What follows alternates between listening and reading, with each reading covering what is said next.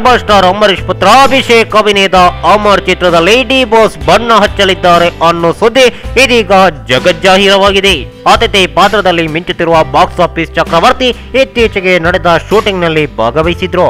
ಈ ಚಿತ್ರೀಕರಣದ ಫೋಟೋಗಳು ಈಗಾಗಲೇ ಸಾಮಾಜಿಕ ಜಾಲತಾಣಗಳಲ್ಲಿ ಹರಿದಾಡ್ತಾ ಇದ್ದು ಡಿ ಅಭಿಮಾನಿಗಳಲ್ಲಿ ನಿರೀಕ್ಷೆಗಳು ಹೆಚ್ಚಾಗ್ತಾ ಇದೆ.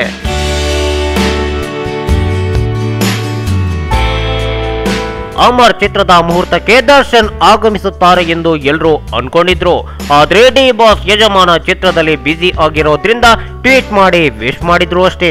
ಆದ್ರೆ ಇದೇ ಡಿ ಬಾಸ್ ಅಮರ್ ಚಿತ್ರದಲ್ಲಿ ನಟಿಸ್ತಾರೆ ಎಂದು ಯಾರು ಅನ್ಕೊಂಡಿದ್ರು ಇದೊಂದು ಗಾಳಿ ಸುದ್ದಿ ಎಂದು ಅಲ್ಲಗೆಳೆದವರೇ ಹೆಚ್ಚು.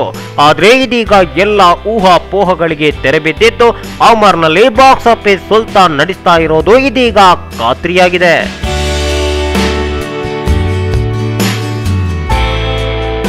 ಈ ಮಾಹಿತಿ ನಿಮಗೆ ಇಷ್ಟ ಆದರೆ ಕೋಸ್ಟಲ್ ಕನ್ನಡ ಪೇಜ್ಗೆ ವಿಸಿಟ್ ಮಾಡಿ, ಸಬ್ಸ್ಕ್ರೈಬ್ ಬಟನ್ಗೆ ಕ್ಲಿಕ್ ಮಾಡಿ.